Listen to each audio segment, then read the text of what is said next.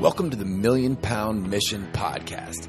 I'm your host, Adam Shively, the PhD, the previously heavy dude, and I'm on a 1 million pound mission. Now, I've personally lost over 100 pounds, and I've applied what I've learned from my own transformation journey to help my hometown clients lose over 35,000 pounds in just 5 years.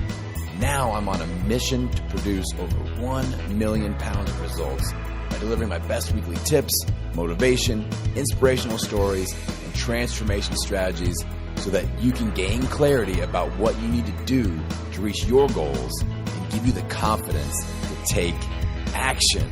And the perfect time to start taking action is right now. So let's do this. Hello, my friends, and welcome to another episode of the Million Pound Mission Podcast. It's your buddy Adam, the PhD, the previously heavy dude, and this is episode number 177, Living Your Life on Purpose with Dov Baron. Now, have you guys ever felt like you're just living life, going through the motions, going with the flow? Each day is pretty much the same, and there isn't much progress happening. I know a lot of us are out there, right? I was there. I've been there before for sure. Well, this week, my friends, my guest, Dov Baron, best name ever, by the way, Dov Baron, is going to get you all fired up and show you how to start living your life on purpose. This episode is totally going to be like rocket fuel for your soul, so prepare to be fired up. Dov is a headline speaker for global conferences on leadership, influence, business, and embracing purpose-driven, authentic leadership. He's been speaking internationally for over 30 years, and he's one of Inc. magazine's top 100 leadership speakers to hire. Now, before we dive into this episode, I want to give our episode sponsor for this week a quick shout out, the ultrahuman.net. This is a company that I'm psyched about. They have 3 flagship products. Amino Code, use that intro workout while you're working out. That's a great product. They've got a nootropic product called Tau that I love. And then they also have a keto product, some exogenous ketones called Keto Plus MCT. And that is a great product as well if you're on the ketogenic diet. So check them out at theultrahuman.net. Use the promo code MPM10 to get 10% off of your order. That's MPM, just like Million Pound Mission, MPM10 to get 10% off. All right, so back to Mr. Dov Baron. This dude, I had so much fun with our conversation. We are kindred spirits. We are brothers from another mother's. And I'm proud to call him my friend. We've hung out a few times, and this dude is legit. So we dove into this conversation. We talked about the first time that he realized that he was going to be able to make a significant positive impact on other people's lives. I found that to be really interesting, his answer to that question. We talked about his terrible rock climbing accident where his face was like smashed into a million pieces and how he overcame that adversity. The dude's been through a lot, all right? We talk about how our purpose relates to our goals and our why. That was probably my favorite part of this conversation, and I think that you'll get a lot out of that as well. And we talk about his top recommendation for somebody that is ready to get outside of their comfort zone and start living life with purpose. All right, my friends, get fired up, get excited, and dive into episode number 177, Living Your Life on Purpose with Dov Baron. All right, Dov, welcome to the Million Pound Mission Podcast, my friend. I'm so excited to have you here. Thanks, Adam. I'm excited to be here, and you and I will have a lot of fun, and I'm committed to making sure that the people who are listening get a ton of value out of it. Yeah, and you are a pro. You're somebody that I look up to, and I was really, really excited to meet not too long ago. And your energy is so awesome, and I knew that you would be able to bring that value and deliver value, like you said, to my audience. But I want to start talking about you, and you being a veteran of the industry and podcasting and public speaking. I know that I don't have to like toss you a softball, soft question to start. So I want to know. I want you to tell me the story of the first time that you realized that you were going to be able to make a significant positive impact on other people's lives and what that felt like for you. That's a great question. It's interesting because the first time I felt it, I had no idea of how. So a lot of people, they look at our podcast and go, oh, yeah, I'm going to do podcasting because then I can have impact. I didn't know how. What happened was I was 10 years old. I walked into the living room, and my mom was sitting in the living room watching TV, a sort of muffled sound in the background, and my mom was crying. Which for my mother at that point was not a particularly unusual thing, but being a loving, concerned 10-year-old son, I want to know why she was crying, and she was wiping the tears away and pushing her glasses up, looking at the TV. And I said, "Why are you crying, Mom?" And she said, "He's dead." And I said, "Who's dead?" And she pointed at the TV again, and I didn't know who it was. The man I was looking at on TV was not a TV star or a pop star or an actor that I recognized. I didn't know who it was. And it was Martin Luther King. Wow. And I then heard "I Have a Dream" and that speech, and they were announcing his passing.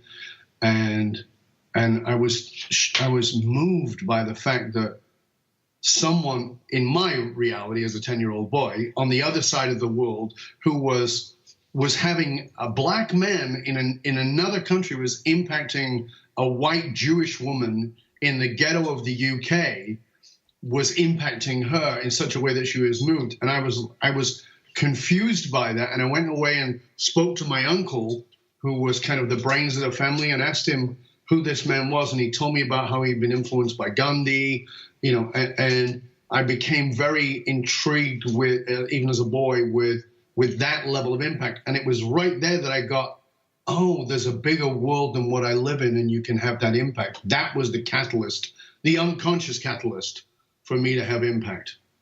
That's so interesting. So when you felt that, like, when did you reconnect with that and actually start putting things in place to where you could be that person of influence? I mean, did you start right away at 10 years old, or was it down the road and you started to reconnect and realize, like, okay, this is what I was meant to do? Yeah. So again, it's a great question, because meant to do, I always knew I was there to serve. One of the things that I just did a presentation for the U.S. Air Force, and one of the things I talked about there was that I knew my purpose when I was 7 years old, because my father was this silhouette in the doorway, and he was walking away, and I said, "Dad," and he turned around and came back towards me and crouched down, and eye to eye sort of ruffled my hair and said, "You're the man of the house now. I'm going." Picked his bags up and walked out. "Thank you. Nice gift. Great parenting. Terrific job. You're the man of the house at 7. And right there, I knew, that it was my job to take care of my siblings, to take care of the house, to be my mom's confidant, and to be my mom's friend, and to be my mom's entertainer. And that's what I became. I became all of those things, which is pretty exhausting at 7 years old. But that's the seeds of knowing that I was here to serve were planted right there. But again, didn't know what that meant. And it wasn't until I was in my 20s, and this is may I tell a little bit of a story here? Yes, please. All right, so in my early 20s, so I've had several careers before I became this. I've been doing this for 34 years, but there was other careers before. And which is, I know it's surprising because I'm only 39. However, forever. However, this friend of mine who ran a national menswear company across Australia, and we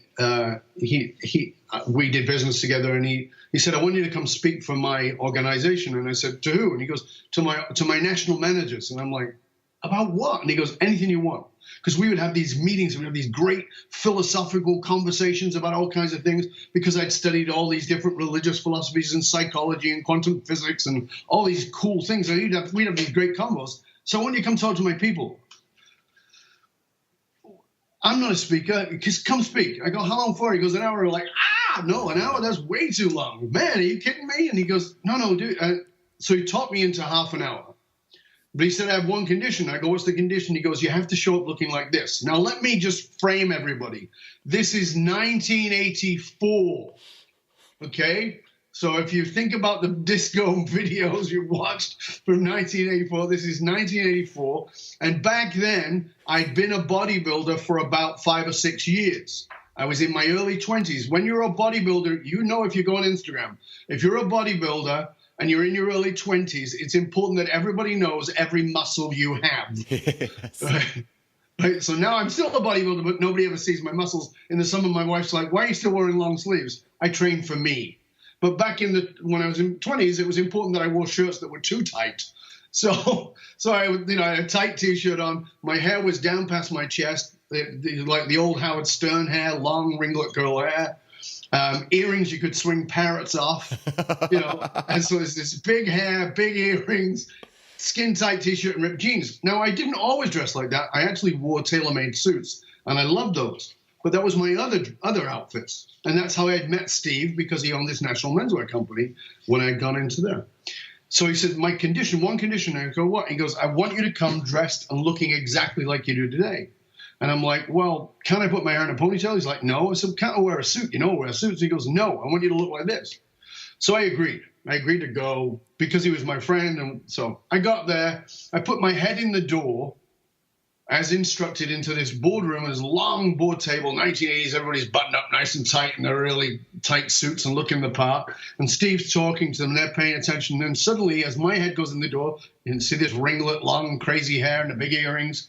And I look at these guys and I smile, and they look back at me and they give me, I'm going to say this in the nice way, what we called in the UK the bugger off nod. And the bugger off nod is like this. Bugger off, you're in the wrong place. Bugger off. You wouldn't say it, but they're like, get out. So I just stood there and smiled, and then Steve said, let's welcome our speaker. And he introduced me. And I walk out, and jaws drop onto the desk, and they're like, looking at me like, like their brains have been sucked out of their ears. And I said, this is early 1980s, and I said, racism was a big issue in Australia at the time. And I said, put your hand up if you're a racist. Nobody puts their hand up. Okay. Put your hand up if you would judge somebody by the color of their skin or in any way by the way they look. Nobody put their hand up. And I said, you're a bunch of freaking liars. Every single one of you judged me by the way that I looked. Every one of you decided whether I was your customer, whether I had any money, whether I was of any value whatsoever. And at that point, I figured, I've shit the bed here, that, I probably said the wrong thing. I look over at Steve, who's clearly much smarter than I am, and he's smiling hugely, because I've said exactly what he needed me to say to them. And I said, because I am your customer. That's how I know Steve. But if I'd have walked in and looking like this, you would have written me off as having no value, not having any intelligence or any income. You would have made that assumption. You judge people on the way they look, and that's a poor way to judge people because you don't know the depth of who they are. You can't see their bank account. You can't see their heart. You can't see their mind, and you can't see their soul. And this is your mistake. Now, I don't remember anything else I said. I do remember that.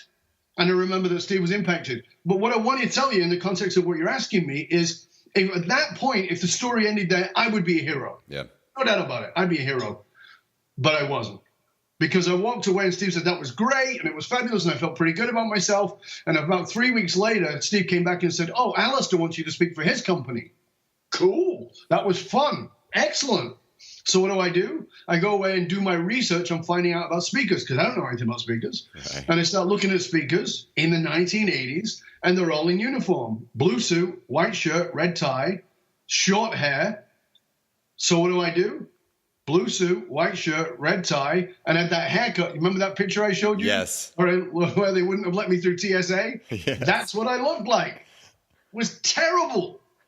And it took me about 4 or 5 years to work out why I failed so miserably as a speaker, because I started out authentically being myself, and I traded that away. And that was the beginning of my speaking career. But it was a majestic start that stumbled and fell brutally. Right. So it took off with great elegance, like it's like chariots of fire, and then trip. And land in your face in dog poo. That was pretty much my speaking career assessed right at the beginning. So I love that contrast there. And I feel like we do that in all different areas of our life. Why do you feel like we get that initial jolt of success where we are authentic? And that's like where that overnight success story that we hear, that they pop up and people like us for who we are, but then we feel the need to fit into the cookie cutter and be like, oh, well, here are the experts. We always hear we have to learn from experts and let them guide the way. where do we, why do we lose that authenticity, and how do we make sure that we preserve that so that we can, be successful for being us and not somebody else's version of what we're supposed to look like? It's a great question, because both things are true in that you want to learn from experts. If you want to be successful at losing a ton of weight and being in great shape and being healthy, you talk to Adam. Why? Because Adam knows. You can see the guy has done the journey. He is an expert. He understands health. He understands fitness. And he was overweight and he lost a ton of weight and he's maintained that and he's helped thousands of other people to do the same. Obviously, you listen to the expert. But here's the thing, is you have to also know, what is it that I bring? I, the human being, me, what is it that I bring? Because listen, there is no diet on the planet that will work for you other than yours, whatever yours is. Now, you may take the bulk of what you get from somebody else and go, that's great, but we are incredibly subjective. If I give one person Prozac, they're like, oh, my life has transformed, I'm suddenly awake. Another person wants to commit suicide. It's the same product, but the subjectivity of the bionuclear system that we live in, this biosuit we're in, has a different way of processing that. So does the coconut. How we process things inside of our coconut is completely different. So it's understanding that, yes, I need to learn from the experts, but I also need to honor myself. And I just want everybody to understand, that is the most difficult thing to understand, is where is that balance? Because there are people who are breaking the rules every day and are falling on their face miserably and are just brutally crippled by it. And there are people who will fall on their face, get up and go, you know what? I got to look at something in me. And it's that journey of, you got to look at you. Stop looking outside. Yes, take the guidance, but you got to look at you. You are the saboteur and you are the succeeder. You got to look at you. And we all want to blame, and I want to just put this in context for you. Define adult for me. Let's just try this for a moment, Adam. Define adult. What does it mean to be adult? A standard is like you're over the age of 18. I guess that'd be a place to start. Yeah. Yeah, that's the place you start. What comes after that? Absolutely right. What's after that? Somebody that has a career, has figured out their career path. Somebody that has maybe started a family. They're in a position of leadership in their community. Things like that. Right. So let's go to that. So now we go, okay, you are 35, you're married, you have a house, and you have kids, and you have a job. Are you an adult? Yes. According to all the categories you just said, absolutely yes, right? Now, if you're all those things and you're constantly blaming the government, and you're blaming your wife or your husband, and you're blaming the kids, and you're blaming the economy, and you're blaming the people who live in that country and the people who are doing this, are you an adult? The answer is no. The definition of an adult is absolute accountability for your own life. That's it. And I don't care if you're 8 or you're 80. That's it. So that point, you have to go, I am the root cause. You, my friends, are the common denominator in every relationship you have. You know that fabulous relationship you have? You're the common denominator. You know those shitty ones you have? You're the common denominator. And you keep going, oh, those people suck. No, you're the common denominator. That's personal responsibility. That personal responsibility is called being an adult.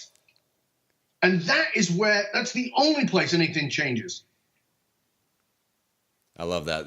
I talk about all the time about one of the hardest exercises that we can do as human beings is that we have to take the finger of blame and we're exercising it, pointing it the other way. And we have to be able to have the strength to turn it around and take ownership over our life and over our decisions and quit saying, I'm overweight because my parents did this to me, or I'm overweight because my job stresses me out, or I'm overweight because of all these external circumstances, and just realize that we have to own it and say, I'm overweight because this hand is taking that food and putting it up to my mouth, and I'm making that decision.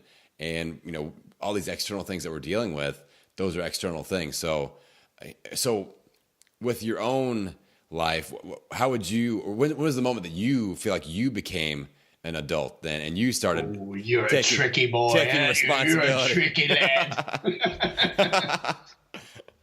So I'll tell you why it's a great question, why I said that. Because the truth of the matter is nobody is an adult 100% of the time. I like it. Right? And so that's okay. It's okay. What's important is to recognize it. So some days I get up and I want to blame technology. And some days I want to blame this or that or the other thing. Those things are still going to go on in your head. So you're going to get up in the morning, you're not going to want to exercise, you're not going to want to eat right, and you're going to go, it's my freaking parents. If they hadn't have fed me cheeseburgers every day when I was a kid, I wouldn't have this addiction to the chemicals that are in that food. That's true. And so this is the thing. It's a technique in improv. Is add the word "and" when you finish whatever your excuse is. "And."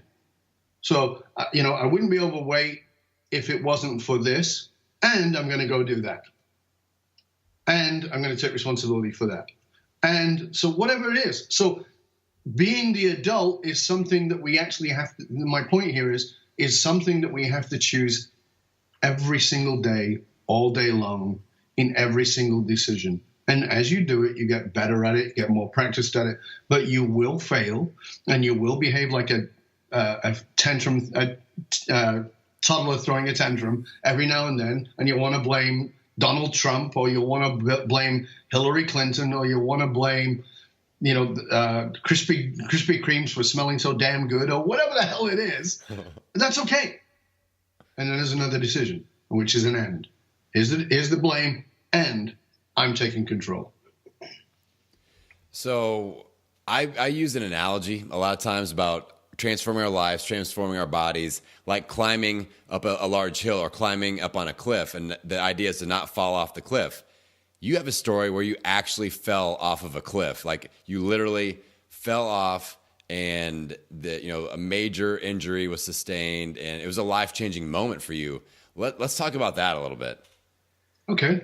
In June 1990, I was about as successful as I'd ever been up until that point. As I said, I'd already been speaking 6 years. I was speaking I'd spoken in every major city of Australia. I'd spoken all over Canada and parts of the US. And, I was doing pretty great: TV, radio, newspapers, etc. And I was an adrenaline junkie. I was a full-blown adrenaline junkie, did all kinds of stupid stuff. And it was just what I did. And then I went free climbing, which is one of those, for those who don't know it, which is climbing for the moderately insane. It's climbing without ropes. And on a particular day at Brandywine Falls up by Whistler, where the Winter Olympics were held in 2010, in June of that year, it was a beautiful sunny day, and we'd climbed down by the waterfall, and I was climbing up. I challenged my buddy to free climb, soaking wet. I mean, dumber than a stick, honestly. Free climbing, soaking wet. Climbing is not a smart sport, but you have ropes and you have all those kinds of things. Free climbing, it's for the moderately insane. But free climbing while you're soaking wet and not having any of the even chalk is just dumb. And I was just dumb.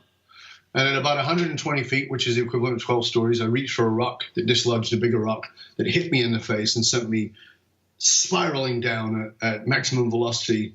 And I landed on my face on the boulders below and just was splattered to pieces, completely physically destroyed. And, I can tell you the gory details of that, and they are gory and they are enormously painful. It was horrendous. And one of the things that people will say, and you might even say it here yourself, which is, that must have changed your life. And the answer is it didn't. And I want everybody to get that. We think that life has changed in these moments. You have a friend who has a heart attack and you go, that must have changed your life. You have a friend who lost a loved one. It must have changed your life. It doesn't. This is the thing. My background is in psychology. It doesn't. And I'll tell you why. Because when those things happen, we're just trying to get back to where we were before it happened.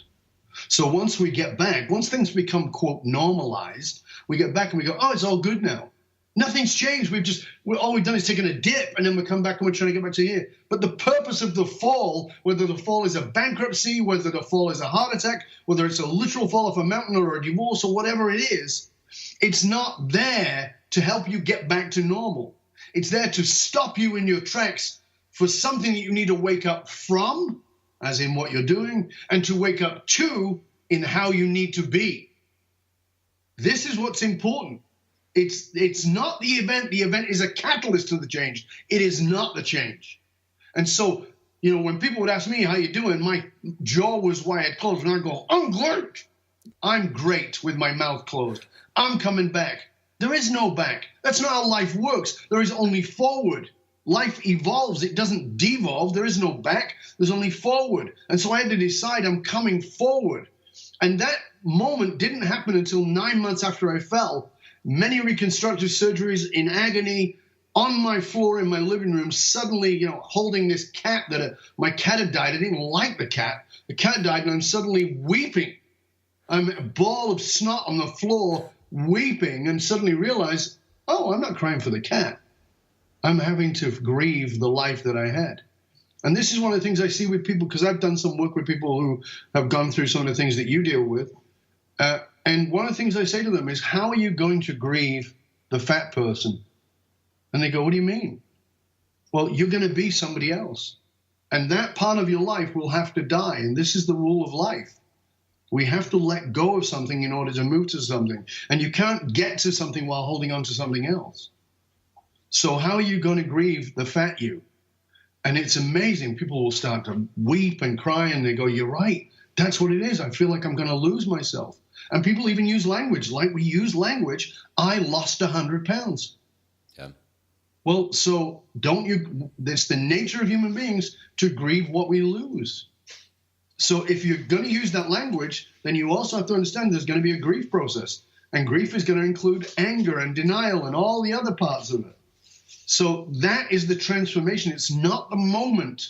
That's why people lose the 100 pounds and you go, oh my God, you're so fabulous. And then they gain it back. Like, did you not work out that it felt better when you were 100 pounds lighter? Yeah. But you still ate your way back to the extra 100 pounds? Yeah. Why? Because you actually missed psychological pieces of being that person. That doesn't make you bad, but it means you've not assessed yourself to this person. You've assessed yourself to that person. And if you're going to assess yourself to this person, you must grieve the loss of the other person. And that's all of our psychological evolution, whether it's in weight or whether I need to lose 100 pounds of emotional crap that I'm carrying around. Yeah, that's so interesting because I deal with these specific situations. So the stuff that you're describing, like, yes, I talk to people that are dealing with this right now. And a couple common situations I see. One is when people, just like you said, they get very comfortable in their comfort zone of being the person that's trying to lose weight. That's their comfort zone, not the person that has lost, that has become this other person. And it's that not letting go and, getting outside that comfort zone. And then the other one is the person that has had a major transformation. I call it running out of real estate. They've lost all the weight that they can lose, and they're in a healthy spot, but they lose their identity and I call it, creating new purpose, new identity. What's the why now? What's the motivation now? You have to, like you said, look forward and become that new person and develop that new identity. So how do we do that, Dov? What's your, to transform and to shift gears and become that new person? We've let go of the old person. We've grieved that loss. How do we just get traction and develop that new us? Again, great questions, Adam. Thank you. Because this is a really important piece. You just said it. It's an identity crisis. And people go, well, I just hate being fat. Why would I have an identity crisis? It doesn't matter whether you hate it. The fact is that you are identified with it. And everything in your surrounding has identified you with it. And it's a very difficult thing. And I'll give you an analogy so you can understand. Is many years ago, and I'm talking about more than 20 years ago, I was being interviewed by this CBC Canadian interviewer who said to me, you started out by traveling the world to study these different religious philosophies. And I said, yeah, they went through the 5 different philosophies I'd studied. And I was like, yeah. And they go, who was your greatest spiritual teacher? And I said, oh, good question. And I said, I think 2. And they go, oh, really? And I go, yeah, 2. And who are the 2? my father. Oh, your father was a great spiritual teacher? No, my father was a narcissistic asshole who had a spiritual connection to nothing, and he taught me what not to be. He was a great spiritual teacher. And they're like, oh, okay. Who was the other one? And I said, the other one was travel. And they're like, really? That was your greatest spiritual teacher? And I said, yeah. And they said, why? Was it all the new cultures and all these things? And I said, no. I said, it started out as a joke. And they go, what do you mean? I said, well, when I was about 20 years old, my brother and I and so 2 friends went off to France, and we were driving through France and Italy, and we were young and we were being goofy. And one of the things we said when we went down the pub that night is we decided we'd be other people. And they were like, what do you mean? We just made up characters. So I'm Fred the plumber, whatever it might be. And we kept that role. And I didn't realize it at the time, and I didn't realize it until I was thinking about it probably a couple of years later. And I realized that nobody doubted that I was Fred the plumber. So I could make up and let go of an identity and take on a new identity, and nobody would question it unless I told them I was lying. So one of the things I learned was that my spiritual teaching, my spiritual integration required me to no longer be who I was and to immerse myself in being who I need to be. Because what that meant was then I could not be driven by the same forces. I had to, as you said, I had to find new forces to be driven by. So if you're driven by the force of getting into that red dress and having people tell you how beautiful and magnificent you look at your son, daughter's wedding or at your family reunion or whatever it is reunion, that's great. But now you've been at that reunion and you've worn the red dress. And I know you like to wear red dresses, Adam. So, you get to, and you're wearing that and everybody tells you look fabulous. And then you go, oh, what now? I don't know, I'll eat a donut, right? Because that motivating force is still there. So there's a hit. I got into the dress. It felt great. Everybody gave me the accolades. Woohoo! Well, how do I do that again? I don't know. Now let's gain a ton of weight and start the process again, because the brain works with what's familiar. So you've got to find something new. So what is the next one? What is the next accolade? And the thing about it is, human beings, one of our driving forces is significance. We want to be recognized. We want to be validated. I know you go, but I'm not like that. I'm very shy and I don't need that. Listen, when you sit in the corner and you're not part of the thing and you're not the center of attention and you look at the person who needs to be the center of attention and you judge them, let me just tell you something. You're sitting there quietly because you're hoping somebody's going to come over and go, are you all right, dear? Are you okay? It's still significance. Right. It's a different version of it. So you've got to find out what's going to give you the recognition from yourself as well as others, because it has to be internal as well. But what's going to give it to you? What is the driving force? And so part of that is in my work is to find your purpose. And here's the thing, and people make a mistake of this all the time. Your purpose is not your passion. Your passion is transitory. It's a vehicle that will run out. It will break down eventually. Your purpose is the fuel that goes into the vehicle. So when people say to me, oh, and I'm very passionate about this is clearly my purpose. No, it's not. It might be something you need to do right now, but it's not your purpose. And they go, well, I think it is. And I go, okay, let me just ask you a question. And I'm talking to a guy. You're a straight guy, Adam. I know, because you're married, right? Well, hopefully, maybe, you get your own thing, whatever lights your candle. But, so just think about this for a moment. And I'm going to be graphic, if I may. Yes. And so do you remember being 15, 16, 17 years old? Yes. Do you remember what you were passionate about? Yes, I do. Yes, exactly. Same thing I was passionate about. Yes. And if I followed my passion into a career, we'd both be gynecologists. Right. Or doing breast exams or something similar. Right. That would be a terrible career for me personally. Right. So it's not going to work for me. So what that gives us a clue that passion is transitory, but purpose is the fuel you put in the vehicle, and your purpose is not revealed in your joy. It's revealed in your pain.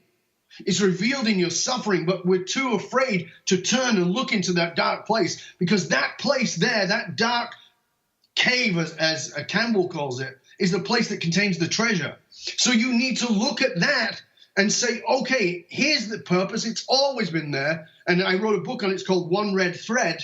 And the one red thread of your life is always, it's woven throughout. The purpose is woven throughout the tapestry of your life, but it only usually surfaces in the pain. And if you look to that pain, you'll find your purpose. And when you do that, you don't need that old identity, because the identity then becomes the purpose. My identity is buried in my purpose. When I lose my track, and I do, we all do, if I come back, what is your purpose? And sometimes I need somebody to help me. My wife is amazing. She'll remind me. She'll pull me back. That then is like, hold on a second. Yeah, that was very nice. I got the applause. I got the accolades. Everybody said I was wonderful. I looked. But that's not my purpose. That was a passion. That was a result. But my purpose is something deeper. Look to your pain, and you will find out what drives you forward for the next 142 years. So can you give us an example of somebody that you've worked with, or just a story in general of somebody that's gone through this and you helped them discover that purpose that ended up driving them forward, and what the situation was? Absolutely. Thank you. So I'll give you a great example. Somebody I worked with, as you know, I work with one-on-one with individuals who are successful individuals. And the person I was working with he was already a very successful speaker. He was already doing a lot of great work. And he came to me and he said, listen, I want to be in the top 1% in my industry. And I said, okay. And I said, you need to find your purpose. And he's like, yeah, I know that. I said, well, this is a journey. Yeah, I get it. Okay. Now, he was doing well. We did this work, and I said, we got to look in the dark places. Again, Campbell, look into the dark cave. And he says, okay. Wasn't particularly keen on that idea. Who would be? Yeah, nobody right? is. Nobody is, right? And when he sort of moved into it and then started to pull back, which is the resistance again, and I said, what's the outcome? And he goes, I want to be number one in the industry. I go, great. How? I said, and he had been a rugby player in his past history. I said, if you want to be a top rugby player, are you going to go out and just do the easy stuff? And he goes, no. I go, what do you have to do? He goes, I was the smallest guy on the team. I trained harder than anybody else for that reason. I go, so you went through even more pain than everybody else? He goes, yeah. Same thing. You want to be the top 1%? Here's what it takes. He's like, okay. So I asked a question, and there's a series of questions, but I'll just give some hints here and help people. And one of them was, what is it you needed most when you were a child but you could not get? What is it you needed most when you were a child that you could not get or could not get enough of? And that's a tough question. So he said, oh, my mom was good, my dad was good. Everybody's mom and dad are good. That's not the truth. It's how we filter it. Right.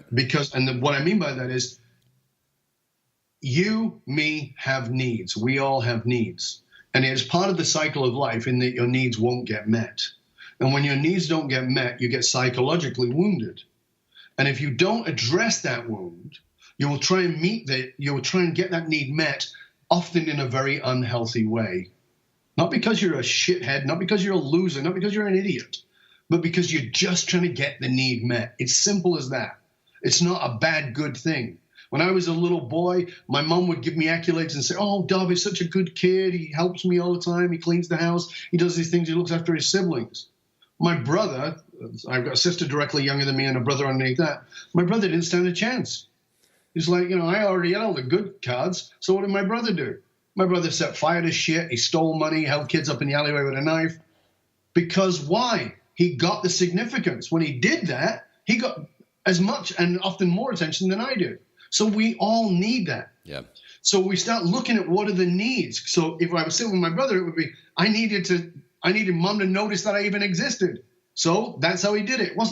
It looks bad, but it wasn't motivated by badness. It was motivated by, please, I have this need. So I asked this client of mine, Franco, what was the need? And he looked at it, and we came up with a couple of things, and we dug deeper into it. And he'd already been the author, I think, of 3 books. He's just finished his 7th one that came out this year. It's gone bestseller. I'm a co-author on that book. Because what he got down to was the thing he lived in 7 different countries as a child. His father was never around. His mother was very emotionally demanding. And what he needed was a safe place to be a kid, a safe place to just feel like it was okay to be him and that he was going to have friends that would last. So his new book is called Safe Space. That's the name of the book. It is his life's purpose to teach families how to create a safe space. And he is the number 1%, is in the top 1% in speaking to high net worth families. So these multi-billion-dollar families who don't know how to create safe space for each other, he's teaching them how to do it. He's living his purpose in the context of the business he was in.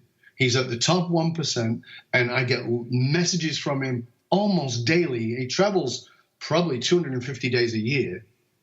And I get messages all the time, oh my God, I just did this work with this family in Australia, and oh, this happened, it was so fulfilling, and I worked with this family in Singapore, and he's in London this week talking with families there, because he looked to that place. So where I want you to start as you listen is, ask yourself, what is it that I needed as a child that I could not get or could not get enough of? And when your mind wants to protect your parents, because I want you to remember something. Nobody's attacking your parents. I'm not attacking them. You're not attacking them. You're just honoring a little child who was it was inside of you, who has set the seeds of what it is you need. And when you look at that and you say, well, what is it I needed? And what did I really need?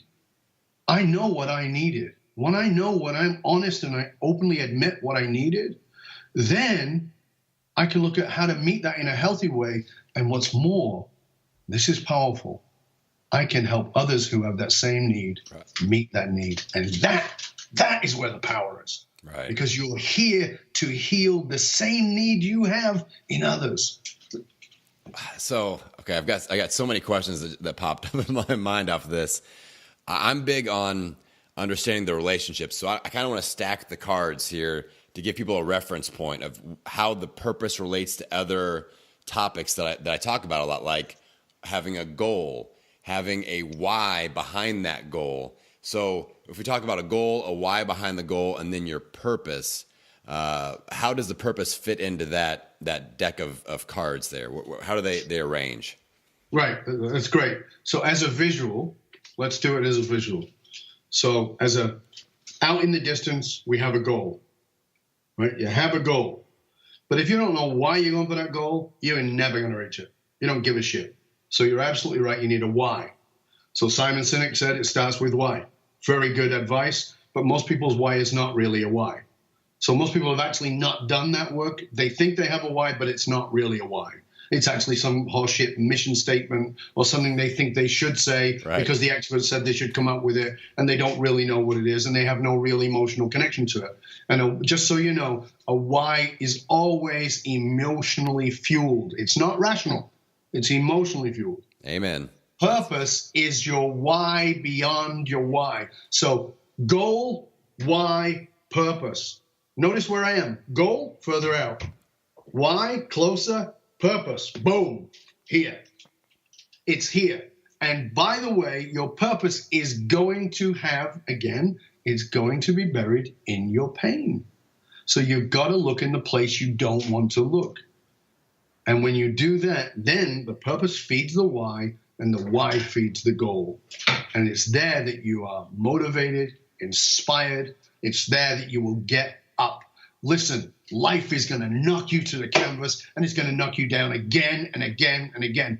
You just got to keep getting up. But if you don't have a why, if you don't have a purpose, it's very hard to get up. You've got to be getting up for something bigger than you. I can't get up. When I feel beaten, I can't get up for me. I know that. I'm not an idiot. I'm aware of that. I don't matter enough to get up for me. But my why, my purpose is bigger than me. It gets me up. All right, so now we've got that established, and that visual, it makes total sense to me. I love how the purpose is in your heart. You know, that's the center. How do we put structures around that? Because digging into that pain cave that you described, that's tough. And the thing that really is going to mess us up is that we know it's going to be tough, and we can intimidate ourselves. Like, I don't want to go there. Like your client, like, I don't want to go into that. So how do we set up a structure to get through that. And so like I'm big on accountability. Obviously, I'm big on processes with accountability. So how do we make sure that we dive in there and come out successfully so that we can start making progress forward? Do you have any processes, any tips, or any just a starting point? I love to give my audience some sort of just a step. How can we take that first step to diving in and dealing with the stuff that needs to be dealt with? So for me, it goes, this is the equation. Purpose plus impact equals fulfillment. So write it down, put it in your brain, tattoo it on your ass, do whatever you need to do to get it, right? Purpose plus impact equals fulfillment. So there is a painful process in looking at purpose. You've got to look at the pain. You don't want to do that. I get it. I understand the resistance. But what is going to be your motivating force for that is, of course you want to make your own life better, but you have to look at impact. What is the impact I can have? What is the impact I can have? How, and you have to ask that question. And so it's easy to look at direct impact, and sometimes we have low self-worth and we can't even see that. But there's a greater impact. After I fell and I was trying to come back, and I broke down and realized I couldn't come back and I had to do something else, I actually walked away from my entire career for a while and decided I wasn't going to do it. And then I did start speaking again, and and at the end of a multi-day training, people are very gracious, they're very kind, they're very generous, and they would line up and say thank you. And like most people, when people say thank you to me for something, it hits the plexiglass. It often doesn't make its way in. It's like, I'm like, like, what was the name? Shira? Is that where it was? Shira? Yeah. I use a Wonder Woman. I use my bracelets. I think it was Wonder Woman. I think you're describing Wonder Woman, yes. So I use my bracelets to knock away, right? And just, thank you. And never really quite let them in. And so one of the ways I found to combat that was to say to myself, say a question to the person giving me the compliment, and then say to myself, I'm willing to let that in. I'd say that in my brain, right? So the person came up, this particular end of these multi-day training, this lady came up, people have been lined up and saying that, and they'd come up and say thank you. And she got in front of me and she said, I want to thank you. And I said, here's my question I always ask. For what specifically? Right? Because if it's just a thank you, it's not going to get through. And she was wonderful because she took pause. She stopped. And she said, I want to thank you for my grandchildren. I looked at her, I was like, she didn't look anywhere near old enough to be a grandma. And I said, you don't look old enough to be a grandma. And she said, I'm not. I said, I don't understand. She goes, that's my daughter over there. She was in the program with us too. I said, oh, that's nice. She goes, yeah, she's pregnant. And I said, okay, still, I'm very confused. And she said, what I've learned about my purpose here today has already changed my relationship with my daughter. And it will change my relationship with my grandchildren. And at that point, tears flooded out of my eyes. I got choked up. And I realized then, even though I decided long before, like 5 years before, but I realized in that moment that my life was on purpose. Because here's the thing, it's about impact. And impact is changing lives of people whose name you will never know, who may never know your name. You see, Adam, you have helped people with their weight issues and their health issues and those kinds of things. And as a result, they will bring their children up differently. And they will have healthy children and healthy grandchildren because of what you did. And you will never know those people's names, and they may never know your name.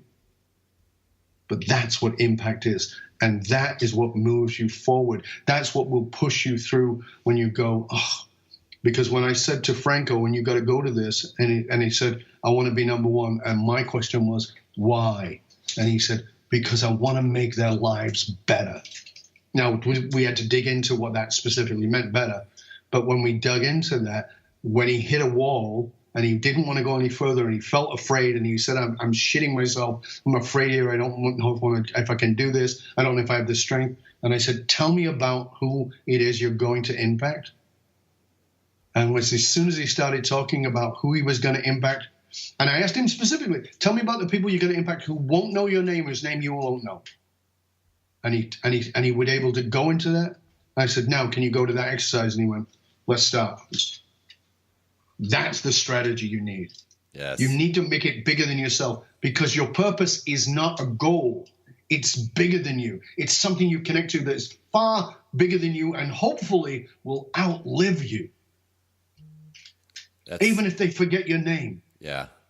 Yeah. I feel like what you're saying and the message you're delivering of, we need to live life on purpose, with our purpose in mind, and live life on purpose. I feel like one of the just things we're plagued by as a society is that day in, day out, we just go, it's the treadmill of life. It's the same process. We go through the ringer, wash, rinse, repeat. The blindfold is on, and we let things happen to us, and we aren't doing things on purpose. We're not being mindful. We're not being present. The relationships are suffering, and it's just what happens. So I feel like with you, you're asking people to take the blindfold off, look at what has the most meaning in our life, and how can we act and make an impact in line with that. So we have this juice of life. And that's somebody with you, now that I learned about your story and your background and going all the way back to what you said at the beginning about you talking to your mom and when she was crying, it makes sense because you're somebody that you bring energy, you bring positivity. And the first time I met you, within like the first 2 minutes of our conversation, we're smiling, we're laughing. I feel better. It's just, you bring this positive vibe to any room, any conversation. So my next question for you is, how do you make sure that you're always able to bring that? Like that energy isn't running out. You're always able to deliver, because that's something that I try to do also with my clients. I tell them, I say, transforming your life, transforming your body, it may be the hardest damn thing you ever do. Plug into me. I'm gonna get you jump started, and then we'll work together to build up your own momentum. But sometimes I feel like I'm wearing down a little bit too. So how do you stay on point? How do you get yourself to that point where you can deliver that energy no matter where you're at? Again, a great question. So I want to shift the context a little bit, and so I think it will make sense. And if it doesn't, you can remind me. But here's the thing. I want each of you, as you're listening, as you're watching right now, to think about this. I want you to think about the relationships of your life. Your husband, your wife, your kids, your mom, your dad, your best friend, whoever it is. And I want you to grasp this, that the level and depth of the intimacy in your relationship with others is always going to be equal to the level and depth of intimacy you have with yourself. If you don't have a deep, intimate relationship with yourself, you're not going to be capable. So if you have a relationship that has the intimacy depth of 3 inches with yourself, and you're complaining that my relationships don't have any depth, you're the common denominator. So it's the intimacy with yourself. Intimacy with yourself, intimacy with yourself means I can see this. I can see what I don't really want to see. I can see the nooks and the crannies and the bumps and the uglies and all those things, and I can own them so that I can transform them. So there are going to be moments, I have them too, there are going to be moments where you don't have energy. But here's the thing for me, and this is me, it's not you, I'm just talking about me. One of the things I know is, and I don't think you and I talked about this before, Adam, but my house burned down about 3-4 years ago. We were homeless for a little while, not as in on the park bench, but we didn't have an actual home. Right. And when it happened, I went into action mode, because that's, I'm an A personality. I went to action mode, get shit done. My wife fell apart, started crying, shaking in the night, all those kind of things. She was the healthy one, not me. Right. She felt what she needed to feel. I did not. That happened in November. In February, on a speaking tour, I went into full-blown PTSD and anxiety attacks. Since then, I've struggled with anxiety. I still have severe anxiety. This weekend, I had a project to do that should have taken an hour and a half. It took 20 hours because I had severe anxiety attack. And when I have anxiety, dyslexia kicks in. There's a whole myriad of shit. And since I was a kid, I've dealt with depression. And it's been very severe depression at some points. So I'm telling you all these things, not to have you feel sorry for me, because I don't need your sympathy at all. I'm telling you so that you can see yourself and understand that you are going to hit the wall. There is shit that is going to happen, and you have to be about something bigger than you to have that energy. So I have literally shown up on interviews where I am fucking want to crawl under the blankets and have come on and just been, I know I've been rocket fuel because I know I'm here to serve. I know I'm here to serve. In 2008, there was the crash, 2008, 2009. The crash happened. CNN announced there is a recession, global. Thank you. The very same day, I've just invested 85 grand that I don't have in a launch. And 2,000 physical products are sitting in my garage, ready to be shipped, and nobody's buying because everybody's wallet went tighter than a nun's hoo-ha. Not happening. Nothing is happening. And I've got all this product. And I feel devastated. And I feel like I'm a failure. I've let my wife down. I've let my friends down. I've let my clients down. You know, like I had control over the global economy. Talk about egomaniac. But however, you know, I'm carrying all this nonsense. The next day, we were scheduled to do an event. And the event was called First Access. And it's where I would sit in an auditorium of university for 2 days, from early in the morning till late in the evening, and people could ask me anything they wanted. As you know, I have a big background of knowledge. Anything you want. You can ask me anything. You can ask me about relationships. You can ask me about money. You can ask me about physical health, you know, because you know about that side of me as well. You know, philosophy, whatever it would be. And people would ask. And as I pulled up to the university and I sat in the car park, I was weeping. I was crying. And I said to my wife, I got nothing. I have got nothing. Not a damn thing. And she said, we don't have to do it. I said, I do. But I got nothing. She goes, what are you going to do? I said, I'm going to go and I'm going to tell the truth. So I got up and I told him, I said, I'm in a shitty place. I got nothing, but I'm here to serve. I, to this day, think it was probably my best presentation ever. Because I had nothing, which meant my ego got out of the way. And I just came in with the purpose of serving. That's it. You have to take care of you. You have to take care of your health. You have to stop putting everybody else first. You have to do this. I know this sounds like a contradiction of what I just said. You have to, so I meditate, I write, I journal, I read, I feed my brain, I exercise, I eat right, I do all the things to take care of me. But if that's all I'm doing, then why am I here? I'm just taking up air. And I'm here to serve, and I've got to serve, and I've got to do all that. But you've got to bring the two together. So like it says on the plane, put your own oxygen mask on first. But the thing I want you to do is, and it's two different kinds of people, but what I know is that for me, when I got nothing, the best thing I can do is serve. For some people, the best thing they can do is take an hour to be with themselves, and that's great.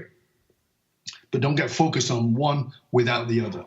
So I was able to go away and serve, and then when I came back from those 2 days, I was in a much better space. And then I went and meditated, and then I went and wrote, and then I went and worked out, and then I started eating right, and I did all those things that I do, and then my tank filled up again. So it's both, it's not one. Yeah, I've been there too, and I feel, I mean, you describing it like that, it just makes, I can start to draw little examples of, okay, yeah, that's when I was doing that, and it makes sense, and I feel like our audience is going to be there too. Now, man, I've got a ton more questions. I'm going to hit you up for a follow-up interview, Dov, but I want to be respectful of your time because you're just, I mean, you're on fire with this. I'm really, I don't think we've ever had a conversation that I haven't smiled and laughed and walked away thinking like I learned something from that guy. So I just want to say thank you, man, because it's you're somebody that I really truly enjoy, and I'm very proud to bring you to my audience and show you off like a very knowledgeable and entertaining, show pony of sorts of knowledge. You're the show pony of knowledge. Maybe the show pony of knowledge. Maybe I'm going to put that on my bio. Maybe, yeah. I was going to suggest that, and I was going to probably. I may title that the interview, the episode, "The Show Pony of Knowledge," and maybe I can like glue your head on like a cartoon character. So now I want to make sure my audience can connect with you, Dov. That's very important because you have brought all this to the table. You have so many resources. Best-selling author, speaker. You're out there in so many different ways. How do we find you on social? How do we get a hold of your books? How do we plug in to your world? Thank you for asking. I appreciate the opportunity. So you can find my main website is fullmontyleadership.com. Full Monty like the movie, fullmontyleadership.com. There you'll get access to my blog, which has about 500 articles on it, ranging in everything you can think of in personal and professional development. Do not let yourself, if you go, I don't know if it's anything there for me because I'm not a CEO or I'm not a C-suite leader. Leadership is personal first. Personal first. I guarantee you, read the things on there, you go, oh, okay, he's talking about me, right? First Access, that event I told you about, there was one of my clients, she was sitting in the back, and she said, at the end, I said, how was it for you? She goes, oh, it was amazing. She goes, I almost wet myself twice. I go, I don't remember being that funny. She goes, it wasn't that. I go, what? She goes, I needed to go to the bathroom. Somebody got up to ask a question. Now this is a single woman who was in her early 30s. She goes, somebody asked a question, they were asking about children. She goes, I don't want kids. I don't like kids. So I figured, okay, this is a good time for me to get up and go to the bathroom. She goes, I get up and start walking. I'm halfway across the back and your answer's coming and I have to stop because the answer's so about me. I get it. She goes, so I stand there and I wait. And that's what happened all the time. So if you make the assumption that it's leadership and it's not about you, you're actually going to get in your own way. So I promise you're going to get tons out of that blog. There's access to my podcast there. As Adam said, we have the #1 podcast in the world for Fortune 500 listeners. It's called Dov Baron's Leadership and Loyalty Tips. You can find it on iTunes. You can find it on Spotify. You can find it on iHeart. You can find it on terrestrial radio in the United States. But you can find access to it through Full Monty Leadership. Instagram at Dov Baron Leadership, Twitter at the Dov Baron, LinkedIn Dov Baron, Facebook Dov Baron Full Monty Leadership. I'm in all of those places, and I write for Entrepreneur Magazine and about 15 other outlets. So you can find me anywhere. YouTube channel Dov Baron Full Monty Leadership. On Amazon there are, I think, 9 or 11 books. I'm never quite sure. Can't remember. As I said, the last one is called One Red Thread, and it's actually about finding your purpose and how to find your purpose. And by the time this comes out, you will also be able to access my new Purpose Impact course that we're doing. It's an intensive course, and you'll have access to that, but you'll be able to find out about it through fullmontyleadership.com. So thank you for asking me. Amazing. I will link to every bit of Dov Baron's multimedia resources in the show notes and in our blog. And I really do want you guys to plug in. So Dov, my friend, I know you are super busy. You have so many opportunities to speak. I'm honored that you're able to contribute some of your special Dov Baron mojo to the Million Pound Mission, my friend. I'm proud to have you. Thank you, mate. It was a pleasure and an honor to serve you and the audience. And if I may, can I just say one more thing? Yes. Okay, and that's this. Listen, if you're a regular listener to this show, you see the amount of energy and resources Adam shows up with. Not just of his own energy and his own reason. He brings everything. He brings guests like me. He takes the time, the energy, the effort to put that together. He didn't get paid for that, right? The guy is worth a lot of time and money and energy to employ him to, and he's bringing you his best and bringing the best of others to you to serve you. So take the time, go to iTunes, rate, review, subscribe to the show. It matters. It matters to us as podcasters. Do that. Give us the accolades. Let us know that we're having impact. You see, I talked about impact and purpose. Well, if we don't know, because you're going, oh, this is marvelous, but you never tell us, we don't know. So tell us and tell your friends. And what's more is, here's what I want you to do. I want you to write to me. My email, Dov, D-O-V, at DovBaron, and tell me what you got out of this and what you're going to do with it. And if you want me to help you, write to me and tell me what I can do. But CC Adam and tell him what you got out of this, so the guy knows he's doing great work and he's having impact on your life. He's helping you. You are part of the £1 million mission. He needs to know you are on board. Write to him, write to me, let us know. Dov, you are awesome, man. And one other caveat to that, if you want to make sure that Dov sees your email first, in the title, put "Show Pony of Knowledge," and I think that will cut it right through. You're like, yes, that's one of Adam's listeners. Absolutely, my friends, Dov has just unleashed the knowledge on us here, and so many action points, and that's what I'm all about. We cannot, Dov is entertaining as hell. I could sit and talk to this guy for hour upon hour upon hour, but if we don't pluck anything out of that and implement it and take action and start thinking on purpose, all right? How are you going to get aligned with your purpose? How are you going to get so you can take action and make an impact with your purpose? In the next 24 hours, I want you to take some sort of action step, a baby step, a conversation, checking out Dov's information, reading his book, anything. What is your action step in the next 24 hours? Because that, my friends, is how we get out there. That's how we own it. Every meal, every workout, every day. And I will see you on the next episode. Hey, good looking. How's it going? Before I let you go, see, I used the big, deep Adam voice for that one. That's because I'm going to hit you up for a favor, my friends. I need some help getting the word out there. If this episode struck a chord with you, if it made a difference, if the podcast is getting you fired up and motivated, there are two things that would mean the world to me. They help out so much. Number one, if you could just share the episode out. I don't care if you text it to somebody or you share it on Facebook or Instagram or whatever. Share it out. Let someone else know this is a podcast. It's a little bit different and it's making a difference for you. The second thing, if you could leave me a review wherever you're listening to your podcast, preferably in iTunes. If you're listening in iTunes right now, you can click on my emblem and you should be able to leave a review for the podcast, and that would be huge as well. So that's why I was flirting with you at the beginning. All right, let's be real. I was using the deep, sexy Adam voice to tell you how good looking you are and how thankful I am that we are connected. I'll stop using it. It's using my power for evil and not good. So thank you so much for the support. It's been really overwhelming. We're going places, my friends. This podcast journey that we're on, we're really making a difference. The £1 million mission is where it's at. So thank you very much. I will see you next time.